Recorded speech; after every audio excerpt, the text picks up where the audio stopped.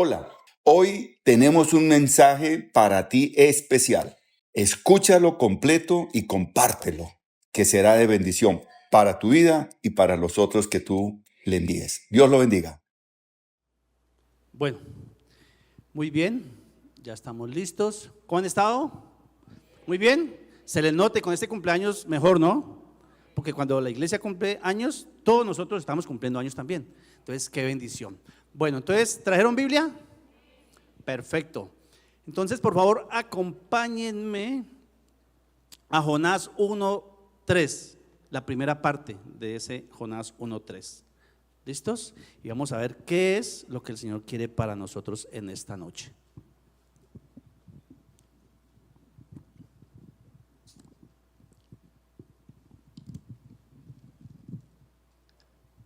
¿Ya llegaron?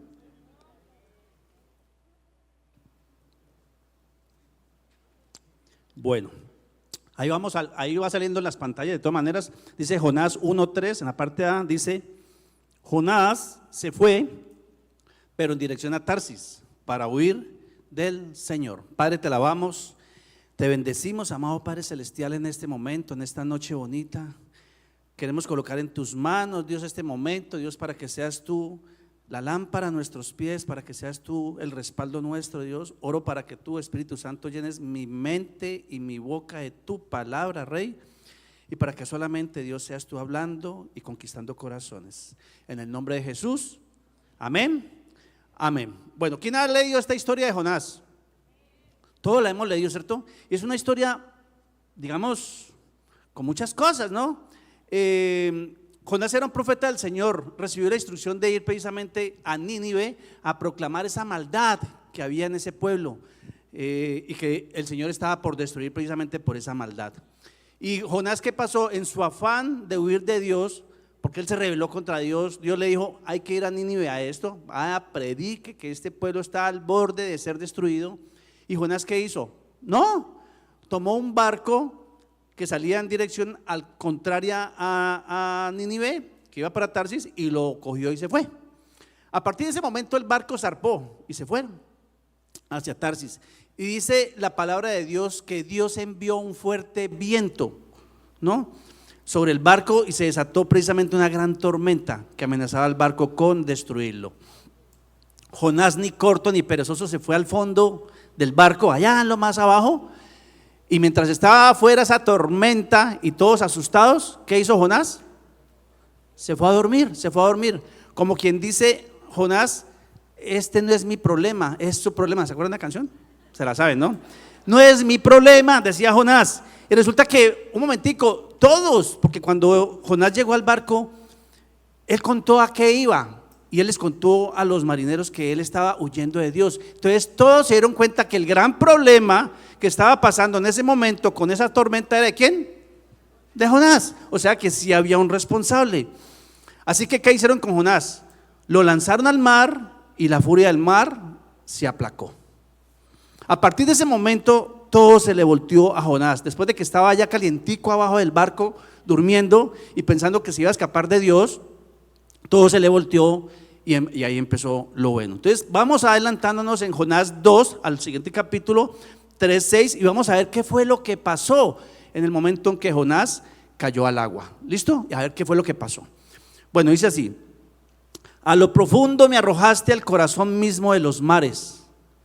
Las corrientes me envolvían, todas tus ondas y tus olas pasaban sobre mí. Y pensé: he sido expulsado de tu presencia. ¿Cómo volveré a contemplar tu santo templo? Las aguas me llegaban hasta el cuello, lo profundo del océano me envolvía, las algas se me enredaban en la cabeza, y arrastrándome a los cimientos de las montañas, me tragó la tierra, y para siempre sus cerrojos se cerraron tras de mí. Bueno, tremenda esta historia, ¿no? Tremendo todo eso que pasó en ese momento. Él estaba hablando precisamente de lo que le pasó en ese momento que fue lanzado al agua, que bajó a las entrañas, dice, de los mares, a esas montañas, como en el océano hay montañas, están abajo, iba precisamente al corazón de esas montañas, o sea, a lo más bajo, allá, a lo más profundo. Y a este nombre, esta ya sé que esta tormenta, al nombre de esta enseñanza le coloqué bendita tormenta. Aparentemente es una cosa muy fuerte, muy mala para todos, pero vamos a ver qué hay detrás de este nombre de bendita tormenta. Entonces analicemos la oración que hizo Jonás precisamente. Y esta oración lo empieza Jonás no en el vientre, cuando ya estaba de alguna manera en el vientre del gran pez, de alguna manera ya tranquilo, rescatado, digamos, en ese momento, o tragado más bien por un gran pez, donde ya no estaba en esa turbulencia, como una licuadora, como una lavadora, y uno metido entre esas olas, tragando agua, sino que ya estaba dentro del gran pez de alguna manera tranquilo, sin el agua atormentándolo y un poco más tranquilo. Entonces, en mejores condiciones, podía respirar, lo que no pasaba, digamos, allá abajo. Él no estaba allá precisamente. Él empieza a narrar esa historia desde el vientre precisamente del gran pez, pero esta oración empieza cuando Jonás empieza a bajar, ya cuando lo lanzaron al agua, y empieza ese proceso de turbulencia y de terror, porque eso es impresionantemente fuerte todo lo que empezó a pasar. Y desde ese momento él empieza a orar, en ese momento que él ve que el mundo se le voltea, que todas las cosas empiezan a pasar mal en su vida, cuando ya estaba dentro del agua. La oración de Jonás precisamente empieza en ese momento. Y claro, uno sintiéndose así revolcado, pues en el medio de eso pensaba y oraba mentalmente. Seguramente no podía orar como nosotros lo hacemos normalmente aquí, fuera del agua, que es muy diferente, pero imagínense uno queriendo orar bajo el agua, pues seguramente lo está haciendo mentalmente, pero él en su angustia empezó a clamarle a Dios. Entonces, el primer punto de esta enseñanza, antes de la tormenta. Entonces vamos a Jonás 2:4, que ya lo acabamos de leer, y dice: y pensé, ¿qué pensó Jonás? He sido expulsado de tu presencia. Dios no fue quien expulsó a Jonás, fue el mismo Jonás quien se apartó de Dios. Tenemos que tener eso claro, porque muchas veces hay tormentas en nuestras vidas que van a ser iniciadas por uno mismo. Eso tenemos que tenerlo claro. Hay tormentas en nuestras vidas que solamente nosotros mismos las estamos iniciando. Allá hasta el momento ni siquiera la ha empezado el diablo, pero vamos a mirar qué fue lo que pasa. Jonás, quien se fue en dirección contraria de donde Dios le había dicho que tenía que ir, pues intentó huir de Dios, y de allí empezó él a crear esa propia tormenta. Miren, vamos dándonos cuenta de qué fue lo que pasó. ¿Cuántas veces nos hemos sentido en el abandono de Dios, como si Dios nos hubiera sacado de su presencia? Muchas veces, a veces estamos en circunstancias difíciles en nuestra vida, en el día a día, en el trabajo, en la casa, y nos va, digamos, tenemos esos días. ¿Han visto ese programa que antes daban, que era el peor día de su vida? Muchas veces hemos estado en ese tipo de situaciones nosotros, en un día así muy maluco, y pensamos que Dios se apartó, que Dios nos dejó solos, que Dios nos abandonó, pero somos nosotros los que tomamos esa decisión de olvidar a Dios. Y eso fue precisamente lo que hizo Jonás. Él buscó por cualquier medio de huir de Dios, y ahí fue donde empezó su tormenta. Cuando estamos en buenas condiciones, llámese en la salud, en familiar, en lo económico, laboralmente, con amigos, con lo que sea, es fácil olvidarnos de Dios. Cuando estamos en esas muy buenas condiciones, es fácil olvidarnos de Dios y apartarnos de Dios. Cuando no oramos, cuando no ayunamos, cuando no hacemos el devocional, cuando no nos congregamos como lo están haciendo ustedes en este momento. Eso hace parte de cada una de esas cosas que hace que nos empecemos a distanciar de Dios. Y por eso es importante estar allí siempre conectados precisamente con Dios, y empezar a trabajar con todas estas disciplinas espirituales que son lo que nos mantienen conectados con Dios, precisamente para que ese tipo de tormentas no empiecen a formarse en nuestras vidas. Hay algo que hay que tener muy claro: Dios jamás se olvidará de nosotros. Digan amén. Jamás se olvidará de nosotros, somos nosotros los que nos olvidamos de Dios. Hay tormentas que van a venir de parte del enemigo, claro. Hay tormentas que de pronto el enemigo va a crearlas. Pero ¿qué pasa?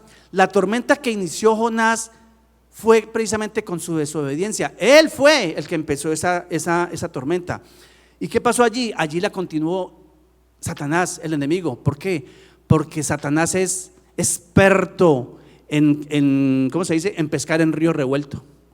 Cuando él vio ese papayazo que le dio Jonás y vio empezar esas consecuencias que estaban pasando en su vida, empezó a atormentar a Jonás. Y el diablo es experto en eso, en mirar esa oportunidad que nosotros mismos creamos para meterse en nuestra vida y empezar a darnos donde más nos duele precisamente. O sea, nos pega una ayudadita para formar esa tormenta en nuestras vidas.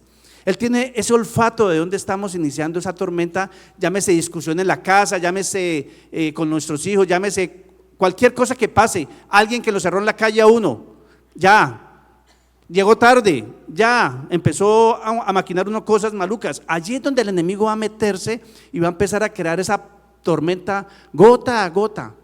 ¿Cómo empiezan las tormentas? Primero empiezan de pronto con un viento, después siguen de pronto una lloviznita, después empieza a llover un poco más duro y después se viene esa tormenta. ¿No ha pasado estos días, cierto? Así ha pasado. Entonces eso es lo que suele pasar cuando nosotros mismos damos esa cabida para que el diablo entre y empiece pues a hacer ese trabajo que le encanta además y nosotros le ayudamos. Porque dice la palabra de Dios que él anda como león rugiente, buscando ¿a qué? A quién devorar. Él anda por allí mirando a ver quién empezó esa tormenta en su vida, dónde la inició, cómo la inició, y allí mismo empezar a trabajar en la vida de uno. Entonces hay que tener en cuenta eso, somos muchas veces nosotros los que empezamos nuestras propias tormentas.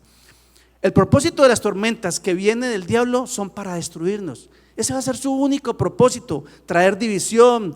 Por eso, para eso vino el diablo. Dice la palabra de Dios que él vino ¿para qué?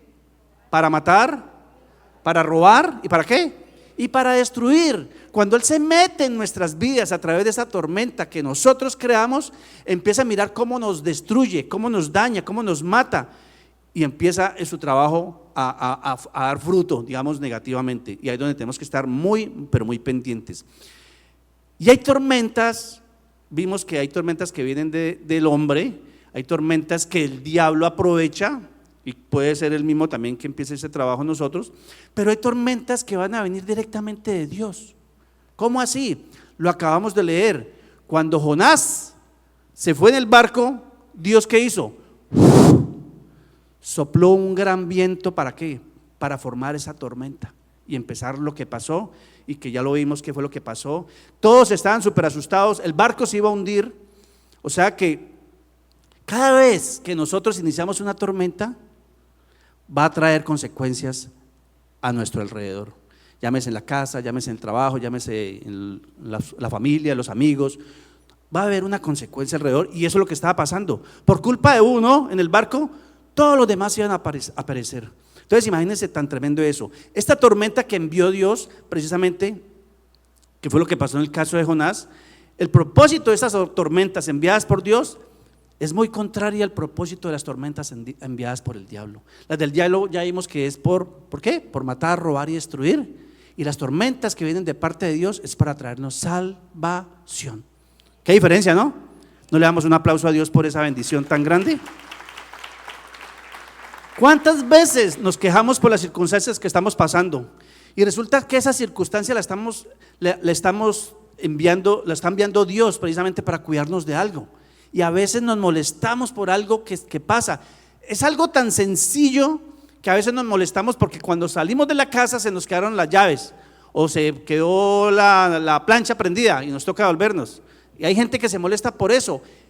Y en eso Dios está orando y nos está cuidando de algo. No sabemos, porque Dios sí lo sabe todo. Pero hasta en esas cosas tan simples tratamos de echarle la culpa a Dios. Y ahí es donde viene el gran problema. ¿Qué sigue después de esa lectura que tuvimos de qué fue lo que le pasó a Jonás ahí en esa turbulencia? Vamos a Jonás 2:4, la parte B. Y dice: y pensé, allá lo leímos, he sido expulsado de tu presencia, ¿cómo volveré a contemplar tu santo templo? Esa era una pregunta que él se hacía en medio de esa circunstancia, en medio de ese revolcón, de esa licuadora allá debajo del mar, de esas corrientes. Él pensaba eso, ¿cómo volveré precisamente a contemplar tu santo templo? Para los judíos el templo físico representa la habitación de Dios, donde Dios se comunica con el pueblo y donde Dios permanece, y sigue hoy por hoy, digamos en la parte de los judíos, pensando eso. Y por eso cuando Daniel oraba, siempre oraba en dirección ¿a qué? Al templo en Israel, en Jerusalén, al santo templo, siempre lo hacía. Y David en los salmos hace alusión a varias veces en sus salmos al santo templo. Y esa era la angustia que Jonás tenía, sintiendo la muerte, que ya no volvería a contemplar precisamente su santo templo. Pero, ¿cuál es la diferencia entre el Antiguo Testamento y nosotros ahora en este tiempo de la gracia? ¿Cuál es esa diferencia? Que nuestra mirada ya no está puesta en un templo, en un santo templo para ellos, físico. Nuestra mirada está puesta en aquel que es más grande que ese santo templo, que se llama Jesucristo. Esa es la gran diferencia, porque ahora los santos somos nosotros. Dile al que está al lado: hola santo.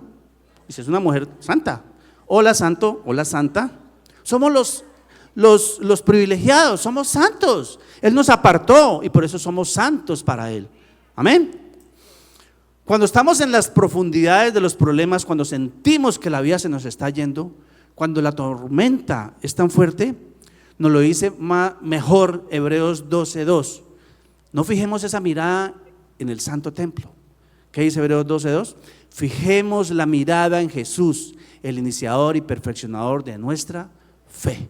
Esa es la mirada que tenemos que levantar nosotros. Allí está donde tenemos que apuntar precisamente en estos tiempos o cuando tengamos esa situación. Nuestra mirada siempre tiene que estar en nuestro Salvador, que se llama Jesucristo. Amén. Vamos al la segunda parte, digamos, de qué fue lo que le pasó a Jonás. Ya vimos antes de la tormenta, ahora dentro de la tormenta, como episodio número 2 de esta historia. ¿Quiénes han experimentado aquí el ahogamiento? Llámense, digamos, en el agua.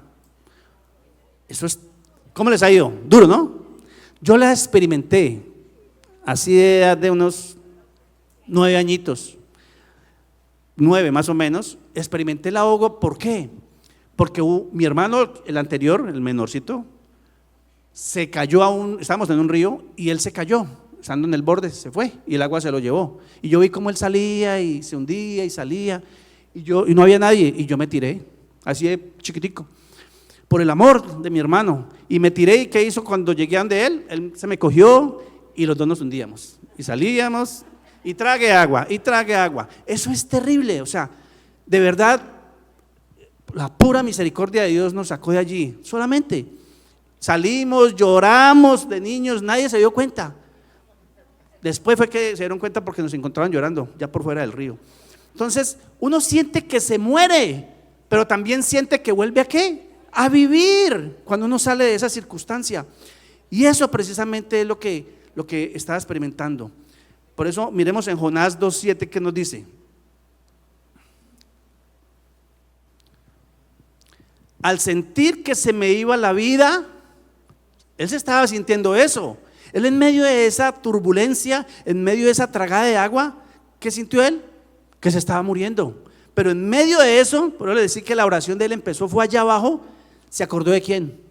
Se acordó del Señor. Y cuando miramos esta palabra, se acordó, a veces se nos olvida algo que íbamos a hacer. Se nos olvidó. Pero también llega el momento que dice: ay, me acordé de esto. O en personas.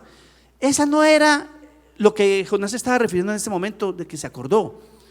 Él sencillamente tenía otro significado para esta parte, que se acordó del Señor, y significa que tenemos que recapacitar. Jonás recapacitó, se acordó del Señor, que tenía que recapacitar, que tenía que volver en sí.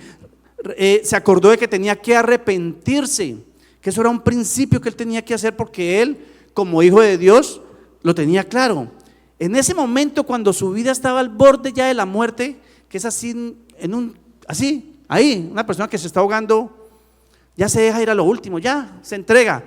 Allí se dio cuenta que se acordó de Dios, que había un Dios que estaba allí, que tenía que recapacitar, que tenía que ponerse en paz con Dios, que tenía que precisamente arrepentirse. Y ese es el punto en el cual Dios quiere llevarnos esta noche. Precisamente a ese punto, a que nosotros nos acordemos que tenemos que buscar a Dios, que tenemos que arrepentirnos, que tenemos que colocarlo en el lugar que Él se merece. Porque cuando nos apartamos de Dios, empieza a suceder eso. Y es importante tenerlo en cuenta para buscar nuevamente la presencia de Dios. Amén. Y ese es el mayor deseo de Dios, que lo tengamos presente. ¿Cuánto? Siempre, todos los días, 7/24, que recapacitemos en medio de esa tormenta que nos puede estar pasando, que nos arrepintamos. ¿Por qué será? Otra preguntita que tengo aquí. ¿Por qué será que muchas veces esperamos a tener el agua aquí en el cuello para acordarnos de Dios? ¿Les ha pasado? A uno se le pasa porque uno quiere solucionar las cosas en sus propias fuerzas. Uno quiere darle salida a como a mí me parece, y a lo último, cuando ya vemos que no podemos, que nos estamos ahogando, ahora sí nos acordamos de Dios.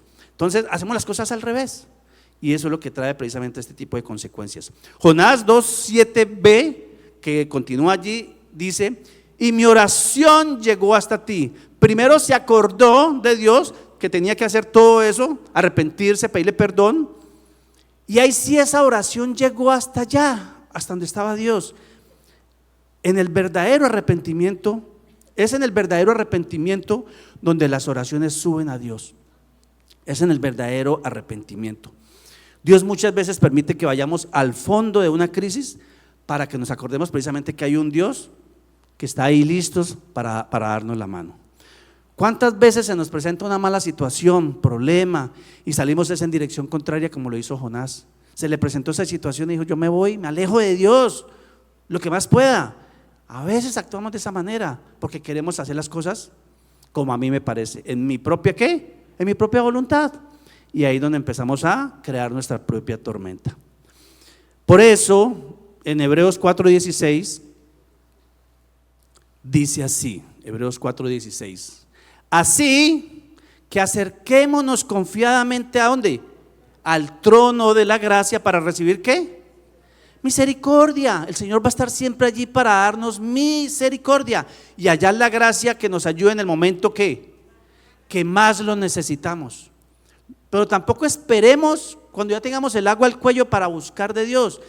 Esa gracia y esa misericordia está aquí en este momento, así estemos tranquilos, así no tengamos ningún inconveniente, así no estemos en ninguna tormenta. Ahí está la misericordia de Dios lista para darnos esa respuesta. Las oraciones sinceras vienen como resultado de un arrepentimiento genuino. Las oraciones sinceras. Yo no sé si les ha pasado, a mí me ha pasado. ¿Cuántas veces no hemos hecho oraciones hipócritas? Oramos porque nos toca, pero estamos ahí como una lora repitiendo una oración, pero nuestra mente está por allá lejos, está por allá en otra parte. Oraciones hipócritas que ni siquiera estamos pensando en la fuente o para dónde queremos que vaya esa oración, sin ningún compromiso para generar verdaderamente un cambio para nuestras vidas. Y es por eso que muchas veces no recibimos la respuesta que queremos, porque esa oración no llega ni al techo de nuestra casa o de donde estemos, no sube, un tipo de oración de esas no sube. Por eso lo primero que tenemos que hacer es primero pedirle perdón a Dios cuando no hemos orado hemos orado precisamente de una manera religiosa. Religiosa es esa, es rezar, bla bla bla bla bla bla bla bla bla, y no pasa nada. O sea, dígale al que está a su lado: religiosidad, fuera. Ese tipo de oraciones no puede estar en nuestra vida, y nosotros como hijos de Dios tenemos que hacer ese cambio, y tenemos que hacer algo especial precisamente cuando estamos en esa presencia de Dios. Tenemos una mala idea, una idea errónea al creer, como dice en su palabra, que oremos ¿qué? Sin cesar, y pensamos que orar sin cesar es así, como una lora mojada, ¿no? Dele, que dele, y no, esas oraciones, o que son oraciones largas, ¿no? No, es que yo soy muy espiritual y puedo orar 2 o 3 horas, y uno no sabe si esa oración no alcanzó a subir nada, porque no tenía, digamos, esa actitud y no tenía realmente ese compromiso de poder comunicarse con Dios como Él quiere. ¿Qué significa más bien eso de orar sin cesar? Significa tener una actitud constante de oración, tenerlo en cuenta Dios precisamente ¿para qué? Para todo siempre. Y es a través de esa intimidad con el Señor, con un corazón humillado, arrepentido, entregarle nuestras preocupaciones y contar con Él para encontrar precisamente esa salida que necesitamos.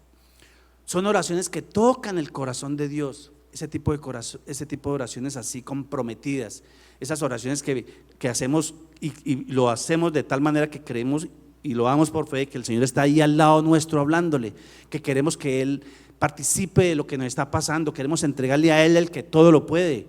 En nosotros no lo podemos hacer, pero queremos pasársela a Él y contar con Él. Y así como dice Amparo Grisales, ¿qué dice Amparo Grisales? Me ericé. Nuestras oraciones tienen que erizar a nuestro Padre Celestial. Cada vez que levantemos una oración tenemos que provocar una fiesta en el cielo. Y allí es donde tenemos que empezar a ver cómo el Señor se empieza a mover y a repartir. Ya la tiene la misericordia para nosotros, pero que ya empezamos nosotros a contar con Él mejor, como a veces creemos que no tenemos a Dios allí y que lo tenemos antes demasiado lejos. Nuestras oraciones tienen que hacer eso. Es mejor una oración corta que suba como olor fragante, como dice la palabra de Dios, que toque su corazón, y no una oración larga y harta. Porque eso pasa cuando uno ora así, digamos, pasa, ya uno se cansa, si está uno arrodillado, ya se cansó de estar arrodillado, o sea, uno ya no se halla, la oración corre para otro lado, menos para donde tiene que coger. Amén. Entonces, hagamos eso siempre que tengamos ese tiempo de intimidad con Dios, hagámoslo como Dios quiere, toquémosle el corazón a Dios con nuestra oración. ¿Han visto por las calles esos avisos de arrepiéntase? Ahora que íbamos para la casa había uno parecido. ¿Los han visto? Pues resulta que esos avisitos a veces, no sé qué tanto, creemos que ese arrepentimiento es para los demás, para el mundo. ¿Y para quién es el arrepentimiento? Para nosotros. Dios nos está hablando a través de esos avisitos que encontramos en la calle, supuestamente para el mundo, pero esos avisitos son para nosotros. Ese aviso es para mí, ese aviso es para ti, ese aviso es para todos nosotros los que somos creyentes y confiamos en Dios. ¿Por qué? Porque necesitamos hacer las cosas como Dios quiere que se hagan, y es lo que precisamente el Señor buscaba a través de esa turbulencia y esa tormenta en la cual se vio involucrado no solamente un creyente, un simple creyente, un profeta de Dios llamado Jonás. O sea que eso es para todos. Amén. Y vamos a Jonás 2:8. Jonás 2:8, allá adelantico, no nos hemos despegado mucho de Jonás, ¿no? Dice así: los que siguen a ídolos vanos abandonan el amor de Dios. ¿Qué es vano? En otras versiones dice vanidades. Pues vano es eso, es esa vanidad. ¿Quién de aquí son vanidosos? Esa vanidad muchas veces es que falacia, significa falacia, mentira, engaño, porque queremos aparentar algo que no es. Esa es la vanidad y es un pecado.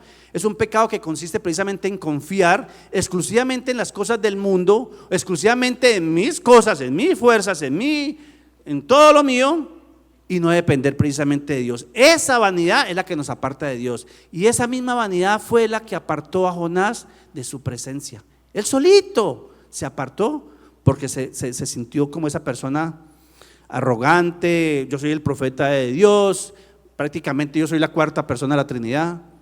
Bueno, la Trinidad, bueno, algo así. Así se sintió Jonás, y ahí fue donde empezó su tormenta. Entonces, esa arrogancia, esa prepotencia, esa altivez, eso es lo que tenemos que mirar, qué es lo que pasa cada vez que actuamos de esa manera. Entonces, ¿qué pasa cuando pasa y cae uno en eso? Como tengo fama, no necesito de nadie como yo puedo solo. Así como se dice, ¿se creen qué? ¿La última qué? Se la sabe, ¿no? Se creen la última Coca-Cola del desierto, o sea, nadie como ellos, ¿no? ¿Qué más dicen ellos? Todos necesitan de mí, o sea, si no estoy yo, no pasa nada. Y no, allí es donde precisamente tenemos que aterrizarnos y darnos cuenta que al único que necesitamos es a nuestro amado Señor. En esta Biblia en la cual yo empecé a trabajar esta enseñanza, no sé si ustedes han visto unos asterisquitos, unos numeritos, unas letras abajo cuando uno está leyendo, y justo allí cuando estaba yo leyendo esta parte, yo la copié aquí y dice así: abandonar el amor de Dios, despreciar la misericordia suya. Tremendo, ¿no? Cada vez que uno abandona esa presencia de Dios, ese amor de Dios, estamos diciéndole a la misericordia de Dios: no la quiero, no la necesito, la estamos haciendo a un lado. Terrible, ¿no? Mire lo grave que es eso. Levante la mano a quien le gusta estrenar. Uy, hay gente que no le gusta. A todos nos gusta estrenar. ¿Qué dice la palabra de Dios en Lamentaciones 3:23? Cada mañana son ¿qué? Nuevas sus misericordias. O sea que el Señor todos los días nos pone ¿a qué? A estrenar. Y pasamos por alto eso, lo damos como por una obligación de Dios, cuando es una bendición y es un privilegio precisamente, y no aprovechamos eso, esa misericordia que Dios nos da. Pero ¿Cuántas veces le decimos a Dios, no la quiero, no la necesito? Con nuestros actos le estamos diciendo muchas veces eso. Que nunca despreciemos precisamente esa misericordia de Dios en nosotros. Por el contrario, abracemos esa misericordia de Dios, valorémosla y tengámosla por alta estima. Recuerden que es una bendición contar con el Señor. Como les decía ahora, el Señor dice en su palabra que nunca nos va a dejar y nunca nos va a abandonar, pero nosotros somos los que nos apartamos de Él. Él es fiel y Él no cambia, porque Él es el mismo de ayer, de hoy y de mañana. Por lo tanto, Él no cambia, somos nosotros los que cambiamos. Le regalamos un aplauso al Señor. Tenemos que sellar eso en nuestra mente y en nuestro corazón. Tenemos que irnos de aquí convencidos. ¿Quién es nuestro Dios? ¿Qué es lo que estamos dejando o desaprovechando? ¿A qué le estamos diciendo no de parte de Dios que nos está ofreciendo precisamente para no caer en ese tipo de tormentas? ¿Listos? Y tercer proceso, tercer paso, digamos, en este proceso, en este paso que cayó Jonás, es saliendo de la tormenta. Y vamos allá a Jonás 2:9. En la parte A dice así: yo, ¿dice quién? Jonás. En cambio, cuando dijo en cambio, ¿qué pasó?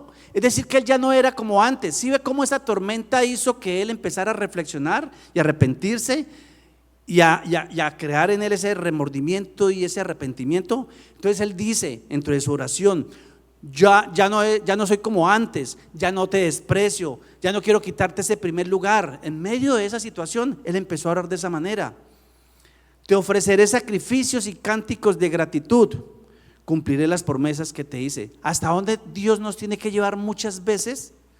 Precisamente para que reconozcamos al Dios Todopoderoso que tenemos y darle el lugar que se merece. Jonás lo experimentó y yo creo que ¿aprendería Jonás con esto? Y así mismo como nos hemos sentido con el ejemplo del ahogamiento, a veces las circunstancias son esos ahogamientos en nuestra vida, llámele como sea, pero nos sentimos morir, que ya no valemos nada, que ya para qué la vida. Y allí es donde tenemos que decirle: Señor, yo en cambio ¿qué? Ya no soy así, ya no tengo ese pensamiento, ya te quiero buscar, ya quiero encontrar tu presencia, ya quiero aprovechar esa misericordia tuya, ya quiero colocarte en el lugar que te mereces. Amén. Vemos precisamente a un Jonás muy diferente al del capítulo 1, un Jonás arrepentido, un Jonás agradecido, un Jonás obediente. ¿Cuántas veces le hemos prometido a Dios un cambio y no lo hacemos? ¿Cuántas veces? Muchas veces. Pero queremos que Dios nos responda y que nos cumpla todo lo que le pedimos. En este mes aquí en nuestra iglesia estamos trabajando lo que es el mes de la verdad, y ahí es importante que trabajemos eso. Dice la palabra de Dios que tu sí sea ¿qué? Que tu sí sea sí, que tu no sea no. Hay que ser radicales en esa parte. Hay que generar ese cambio, y empieza ¿por quién? Por cada uno de nosotros. Amén. Lo mejor que le pudo pasar a Jonás fue la tormenta. Muchas veces a nosotros lo mejor que nos puede pasar es la circunstancia que usted esté viviendo. Esa tormenta que usted cree que se va a morir puede ser la mejor bendición de su vida. Puede ser una bendita tormenta, como le puse el nombre de esta enseñanza. En ese momento de crisis pasa a ser una maldita tormenta, porque a veces decimos eso, para pasar a ser ¿qué? Una bendita tormenta. Gracias, Señor, por esta situación. Gracias por este desierto que me permites pasar. Gracias porque si no fuera así, no vería la bendición que es poder contar contigo y no me mostrarías la salida. Es una bendición también las situaciones que pasan, precisamente por eso. Sin esa tormenta jamás no hubiera recapacitado Jonás, ni hubiera cambiado. Él hubiera seguido así. Si no, ¿qué pasa si él no lo descubren que por él es el culpable de lo que está pasando? Pues todos se ahogan y ya. A veces pasa eso también en nuestras vidas. Queremos de pronto no hacer nada y no sabemos a cuánto nos estamos llevando simplemente por no asumir ese compromiso y esa responsabilidad. ¿Cuál es tu tormenta? ¿Será tu falta de humildad y arrepentimiento? ¿Será que te falta sometimiento y obediencia a Dios? ¿Será que nos falta eso? Vamos a Jonás 2:9b, a ver qué nos sigue diciendo. Todo lo que estamos viendo fue la oración precisamente de Jonás. A lo último, Jonás, ¿qué dice? En Jonás 2:9b, la salvación viene ¿de quién? Del Señor, del Señor. El propósito del diablo era romper la relación de Jonás con Dios, meterse allí, destruirla y por ahí derecho, muérase, ahóguese y chao, y ya sabe para dónde va. Y por medio de esa bendita tormenta, la salvación le llegó a Jonás. Imagínense la bendición tan grande. ¿Quién envió la tormenta? Dios. ¿Quién proveyó al gran pez? Dios. ¿Quién hizo que Jonás cayera en arrepentimiento? Dios. ¿Quién le ordenó al gran pez que lo dejara allá en Playa Alta, en tierra firme? Dios. ¿Quién es el que da la orden de que salga de tu crisis, de tu tormenta? Dios. Entonces, ¿a quién hay que buscar? A Dios. Elemental, ¿cierto? Y pensamos muchas veces que elevando mi propia oración, porque somos a veces expertos en eso, ¿no? Cuando estamos en esa situación, ¿no? Porque como somos, mejor dicho, nadie como yo, y yo, ¿qué hacemos? Oramos, ¿no? Porque somos muy espirituales en el momento, ¿no? Crisis fuera, tormenta de mi vida fuera, y resulta que Dios está ya diciendo, primero arrepiéntete, primero vuélvete a mí, y ahí sí te saco de esa situación. Entonces, mire cómo muchas veces las tormentas se agrandan por nosotros mismos, porque no hacemos las cosas al derecho y empezamos las cosas fuera de lugar, como se dice. Y Dios es quien ordena precisamente que salgamos de nuestra crisis. Amén. Ese fue el paso a paso de Jonás, que es un paso a paso que muchas veces es nuestra propia vida, muchas veces. Bueno, cuando Jesucristo se refirió a su muerte, porque este tema de Jonás, mirándolo de esta perspectiva, uno puede decir, no, pero listo, la enseñanza es que cada vez que yo esté en una crisis, en una situación, pues me arrepiento, vuelvo al Señor y el Señor me rescata y sigo. Sí, claro que lo va a hacer, pero más allá de eso, nos lo dijo Jesucristo, porque cuando Él se refirió a su muerte, se refirió a Jonás precisamente. Mire el impacto que tuvo esta historia de Jonás, que Jesús antes de morir en la cruz, se refirió a lo que pasó con Jonás, y está en Mateo 12:40. Mateo 12:40.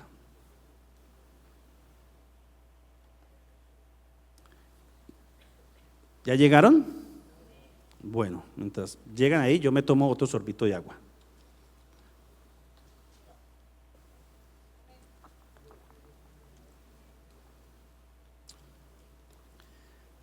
Bueno, dice así, Mateo 12:40.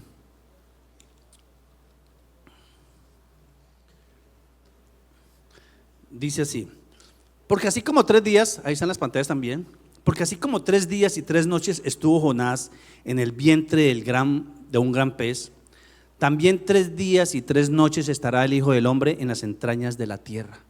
Tremendo, ¿no? Esto por eso les decía, tiene un sentido espiritual muy profético, porque ella estaba profetizando Jesús lo que iba a pasar. Él iba a morir, iba a bajar a las entrañas de la tierra, él iba a bajar hasta el mismo infierno, y eso fue lo que experimentó Jonás. Él bajó a las entrañas de la tierra en el mar, bajó hasta las profundidades, hasta el mismo infierno, porque vio la muerte allí, la vio, el enemigo le estaba aquí en la nuca oliendo, ya es mío, ya eres mío, ¿no? Ya estaba allí pendiente de poderlo coger para él. Y eso fue lo que el Señor Jesús dijo: 3 días, así como pasó con Jonás, con sus noches que estuvo por allá abajo, eso voy a hacer yo también por el amor que te tengo a ti. Amén. Y eso, aunque Jonás estaba en las entrañas de la tierra arrepintiéndose y pidiendo misericordia, porque eso estaba haciendo Jonás y por eso levantó esa oración, Jesucristo también bajó a las entrañas de la tierra, bajó al mismo infierno por amor a nosotros, pero ¿para qué? Para arrebatarle las llaves de la muerte a Satanás, para quitarle las llaves del infierno al diablo. Qué bendición, por el amor a nosotros y prometernos esa vida eterna para cada uno de nosotros. Jesús venció la muerte y se consumó precisamente con su resurrección. Si Jesús solamente muere y se queda muerto, no pasó nada, pero con su resurrección dijo: allí vencí la muerte. Y esa es la vida que el Señor tiene para nosotros hoy. Y por eso es importante entender proféticamente qué es lo que el Señor estaba diciendo con la historia de Jonás. Y así como Dios rescató a Jonás de la muerte y lo levantó, que eso fue lo que hizo Dios, rescató a Jonás, usó un gran pez, lo sacó y lo rescató y lo perdonó y lo levantó.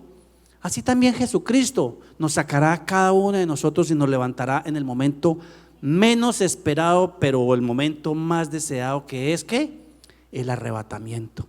Allí seremos levantados, dice la palabra de Dios, al sonar de la trompeta. Y ese es un tiempo que tenemos como hijos de Dios, anhelarlo, no sabemos cuándo es, dice la palabra de Dios que nadie sabe ni el día ni la hora. Pero nosotros como hijos de Dios tenemos que anhelar ese momento para que seamos levantados y salvados, como lo hizo Dios con Jonás, que lo haga nuestro amado Jesús con cada uno de nosotros. Amén. Jesucristo viene pronto. Maranata, ¿qué significa eso? Y mientras esperamos ese momento maravilloso, hay una consigna. Nosotros en Papás TMT, que ayer lo tuvimos, siempre cada mes les dejamos un reto a los papás que asisten. Hagan esta tarea, y listo. Y al mes siguiente les preguntamos cómo les fue. Resulta que Jesús también en esta situación nos dejó una consigna a cada uno de nosotros, de parte de Dios precisamente. ¿Qué es la consigna para todos nosotros en este momento? Aquí, en este momento, ya, hoy, después de saber qué fue lo que pasó y cuál es la condición que estamos. No más tormentas creadas por nosotros. No más. No le demos papaya al diablo, porque cada vez que hacemos este tipo de levantamiento de tormenticas, el diablo nos forma un huracán a cada uno de nosotros. No más enojo, no más depresión, no más tristeza, no más. Debemos prepararnos con nuestra mejor versión como hijos de Dios para encontrar ese momento y esperar ese momento anhelado de cuando Cristo venga por su iglesia. Amén. Y quiero cerrar con este versículo, Isaías 61, que dice así. ¿Ya llegaron? Voy a esperarlos porque detrás de toda esta historia y detrás de todo este mover que hemos visto, tenemos que llevarnos algo, esta joya preciosa que el Señor quiere que empecemos aquí ya. No vamos a esperar hasta que el Señor venga por nosotros para trabajar en este versículo. El trabajo, la consigna, el reto es aquí, en este momento, hoy mismo, de aquí a ahora que salgamos, mañana, toda esta semana. ¿Qué dice Isaías 61? Levántate y resplandece, que tu luz ha llegado. La gloria del Señor brilla sobre ti. Amén. Levántate y resplandece. El trabajo es ya, iglesia. Tenemos que levantarnos. ¿Con la ayuda de quién? De Dios. No despreciemos la misericordia que tiene Dios para nosotros. Levantémonos y resplandezcamos, que esa luz ya está aquí con nosotros y se llama Jesucristo, y somos luz también en medio de la oscuridad. La gloria sea para Dios. Hola iglesia, si esta prédica, si esta enseñanza fue de bendición y llegó a tu corazón, no te olvides de compartirla, de darle like y compartirla a tus familiares y amigos. Dios los bendiga. Chao.